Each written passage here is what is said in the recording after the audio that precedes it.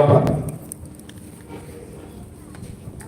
ఇదే ఈ మధ్య అమ్మవారి పుణ్యక్షేత్రమైన కామాఖ్యకి వెళ్ళొచ్చాం. తెలుసమ్మా కామాఖ్యకి? కామాఖ్య గౌరవం తెలుసా? తెలిసిన వాళ్ళందరూ ఒక చేయబెట్టండి. దయచేస్తారు ఎంతమంది తెలుసు వెళ్ళొచ్చాం అక్కడికి. ఎవరి కోసమే కాదు మా కోసమే. అప్పుడు మాకు వ్యతిరేకం జరుగుతుంటుంది. జనాలు దూరంగా ఉండాలి, జనాలతో మాట్లాడకూడదు, మనం ఏదో అమ్మవారు తెలుసుకోవాలని ఒక పెద్ద పిచ్చి ఉంటుంది. దాంట్లో నేను ఎవరితో కూడా కొంతమందితోనే మాట్లాడుతుంటాను తప్ప మిగతా నాకు మాట్లాడతాను. ఇక్కడికి వెళ్ళాను, జపం చేసుకుంటున్నాను. ఒక వారం రోజులు పోయి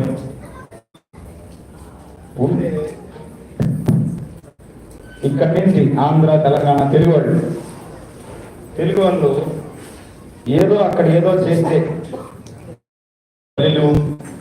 ఏదేదో వచ్చేస్తుందని ఎవరో కొంతమంది మూర్ఖులు అమ్మవారిని అన్యాయంగా ఆమెను అడ్డం పెట్టుకొని జనాన్ని పిచ్చి వాళ్ళని వేస్తూ వాళ్ళ దగ్గర లక్షలు, 2 లక్షలు, 3 లక్షలు తీసుకొని వాళ్ళని అక్కడికి తీసుకెళ్ళి వాడికి శాస్త్రం తెలియదు చేయించుకుంటున్నారు. ఇలా అన్యాయంగా అధర్మంగా అమ్మవారి భక్తులని మోసం చేస్తున్నారు. అక్కడైనా కానీ ఇక్కడ కూడా చాలా చోట్ల జరుగుతుంది. ఇదంతా ఎందుకు జరుగుతుంది? మిగతా వాళ్ళకి బాగా వాడి కర్మ కాబట్టి వాడి దగ్గరికి పోయాడు, మనకి ఎవరి కర్మను అనిపించుకుంటాం.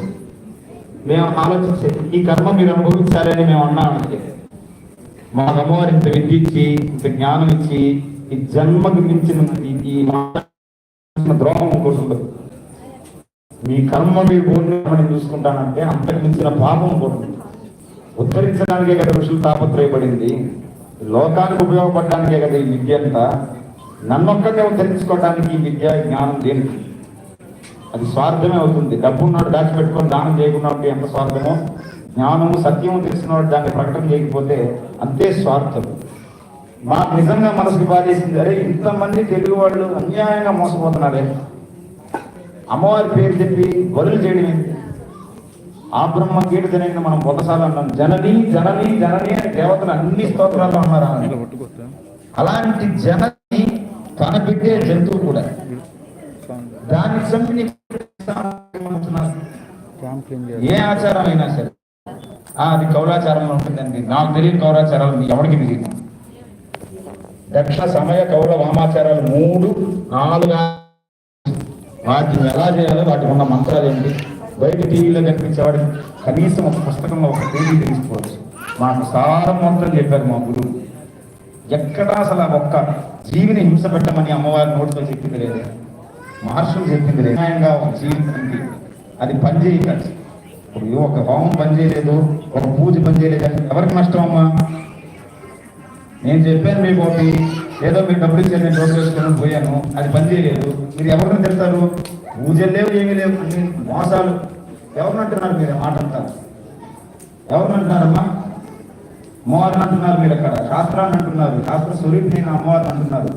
ఇంతమంది ఘోష అమ్మవారి జరుగుతున్నదే, అమ్మవారి పేరు చెప్పి ఇంత మోసం జరుగుతున్నదే.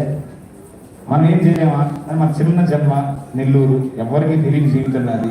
బయట ప్రకటన కూడా కాను, పెద్ద నాకు చెప్పుకోవడానికి కూడా ఇష్టపడను. ఇంత చిన్నగా బతుకుతున్నా నేను ఇంత పెద్ద మార్పు నేను చేయగలనా అని ఒక సందేశం కలిగింది. చాలా మందిని అడిగారు.